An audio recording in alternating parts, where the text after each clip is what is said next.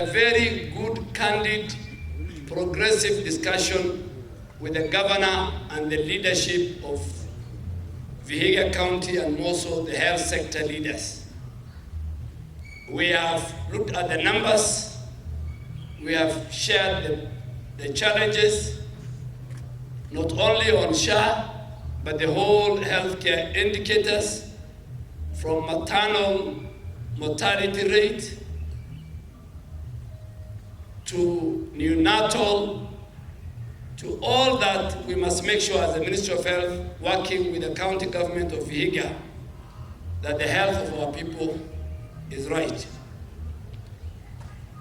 A lot of people, they talk about SHA before they understand the whole architecture of this social health authority. They go to TV, they go to newspapers, they go to funerals, but they go when they don't have the information. Even this morning when I was coming, I was watching Citizen TV. It was a very good debate, but the majority of the people there have not understood. SHA is in three forms, and let me make it very clear. First, as of today, over 26 million Kenyans have registered as members of the Social Health Authority. Here in Vihiga County, over 250,000 have registered as members of the Social Health Authority, translating to 42% of the entire population. So we still have about 500,000 plus citizens of Vihiga who are not registered as members of SHA. And we have asked our community health promoters, our county health workers, under the leadership of our governor, our county commissioner, with all our DCCs and chiefs, to make sure more Kenyans in this county register. The most important person is the patient. And the care of the patient we give to. Wale mahospitali walikuwa wanapora, na tumerudia mimi na rais. Wale walikuwa wanapora pesa ya umma. Anasema mama amejifungua hospitali, he doesn't give us. You're a nurse, am I right? There's something called birth notification, am I right? A very important document. If you say in your hospital 20 mothers have delivered and there's no birth notification as part of your invoice, we will not only pay you, we will arrest you. Kwa sababu kwa mtoto kuhakikisha mtoto amezaliwa hiyo hospitali, hiyo document mimi sijasema inas. Hiyo document ni muhimu. Ukisema mama amefanyiwa C-section na mtoto ametolewa, uniambie, there must be theater notes. There must be theater notes. So to me we say, is a medics, mimi si daktari. Is a doctor sitting here, even some from my headquarters. Daktari is here, and he was a medical officer here in Vihiga. After Oluga, my doctor came now, he works with me in headquarters. Say, daktari, there must be theater notes. Without theater notes, how do we know a cesarean procedure was undertaken? Sasa wakora wanatuambia sisi tulipe tu, hatuwezi kulipa. Na hiyo hospitali tumefunga hapa Vihiga. Si mnajua? This hospital have closed here. The biggest crime that hospital, na kama wenyewe wako hapa wanisikize. The biggest crime that hospital was committing is they were giving us ghost patients. Not real patients, ghost patients. Unaona mtu ana turn outpatient umeenda hospitali, umetibiwa, umeenda nyumbani. He has turned you into an inpatient. Atumelala ya hospitali siku 10. Na wewe hujui. No.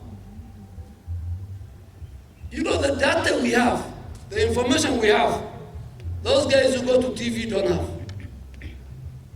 And I want to tell the country, on this matter of cleaning the health sector and bringing reforms,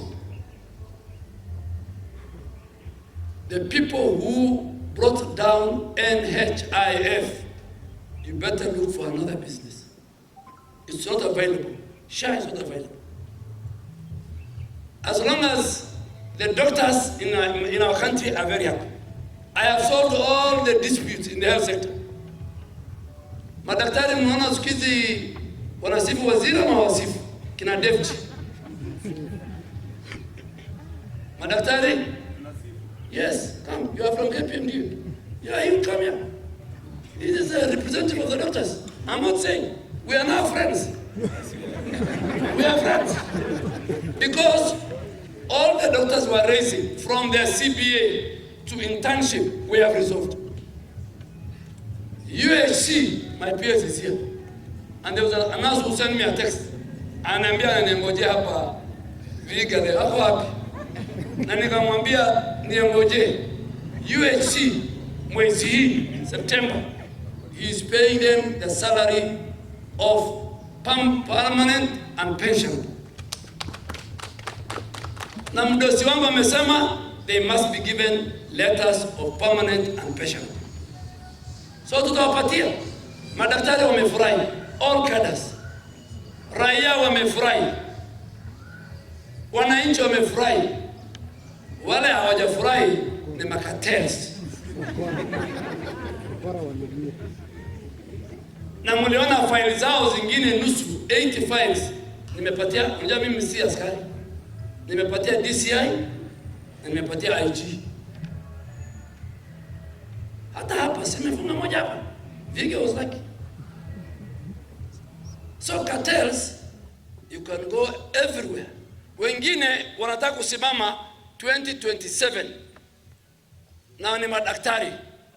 Sasa wanataka kutumia TV na SHA kupata bonga point.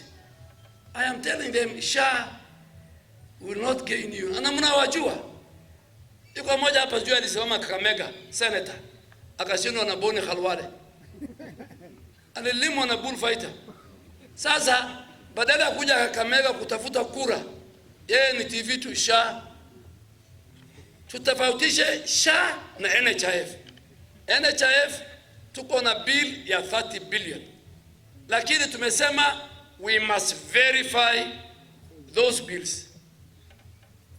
Kwa sababu mimi sina pesa yangu binafsi, rais hana pesa yake binafsi, ile pesa tuko naye ni ya wananchi. Na lazima tuhakikishe the bill we are paying is the right bill. So tumemwambia wakuje to verify, wakaenda kotini. Mimi naambia sawa, mkimalizana na kotini mkuje. And now I'm saying anybody who wants me to verify, county government, private, my doors are open.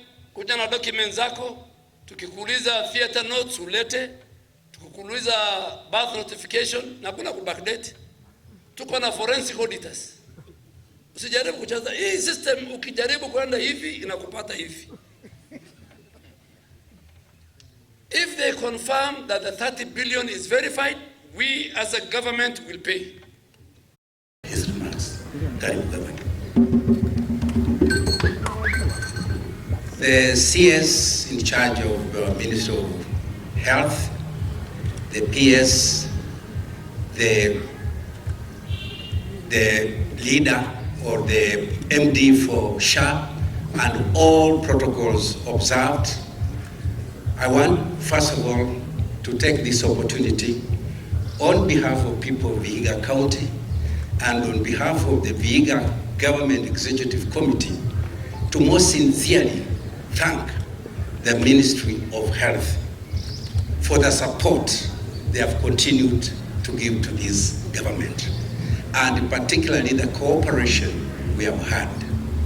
And today, we have witnessed the signing of a memorandum of understanding between the government of Vihiga County and the Ministry of Health, where we have committed to work together to support each other, to ensure that we achieve the ultimate aim of having universal health coverage in this county and in the country. I want to thank the CS for coming for this occasion. I also want to thank the SHA leadership, because for the last 2 months, we have worked together to ensure that we have an agreement which will allow our staff for the first time to access to medical insurance coverage for all of us in this county. We have gone through a rigorous process, but we have been able now to come to an agreement, and we have signed this agreement today, this afternoon. This agreement allows our staff now to access to medical services in various hospitals under various agreements that we have signed, which we shall be explaining to you later so that you all know what is in that agreement. And therefore, I want to thank all of you for the patience. I know the leadership, particularly the workers' leadership, the unions, you have been on my neck for many years. But finally, I have managed now to achieve what I promised you. So I want to assure you that it's going to work well. Finally, before I call in the CS to give his remarks, I want to make a few comments about SHA. A lot has been said about SHA, negative and positive. But I want to say the following.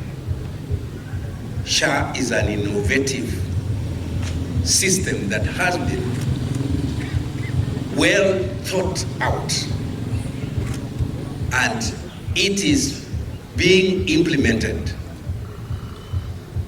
in a manner that in the long run, if all parameters are kept constant, it will be one of the best programs that this country will have achieved. Right now, we have a lot of challenges and a lot of teething problems. But this is expected. Anytime you start a new system, a new way of doing things, you will always meet challenges. So SHA is not an exception. We have challenges, but these challenges are being addressed in a very pragmatic manner. And it's a question of time and things will work. So I want to thank CS, the ministry, and the government, and the president for bringing up this program. This program will transform the healthcare sector and will lead to the achievement of universal health coverage. And therefore, I would want to appeal to my people in Vihiga to register in large numbers. And now we shall be launching the digital registration, where registration is going to be done in every health facility. And we are thankful, the CS, you are giving us the equipment that will allow us to register all our people at the health facility. This will allow everybody to get on SHA program. And therefore, let us have the patience, and this program is going to work. For the short time we have had SHA in this county, CS, I can tell you have seen quite a lot of changes, particularly in our health facilities level 2 and level 3. For the first time, some of our facilities have received money that they had never received at all since we built them. We have, for example, one health facility called Likindu, which has been able to receive quite a lot of money. In fact, they have received more than 4 million shillings.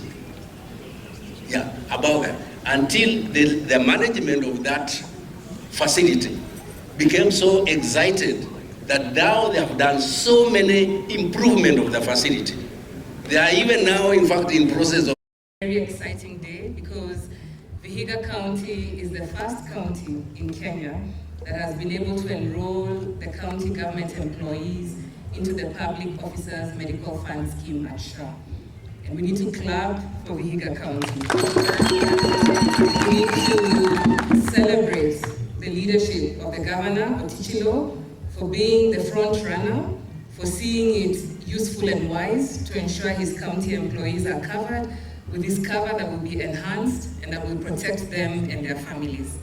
Now, one of the things that also has been monumental in the last few days is that we've received 4 billion Kenya shillings from the Ministry of Public Service, and we now have the resources available to be able to pay out claims for the Public Officers Medical Fund Scheme.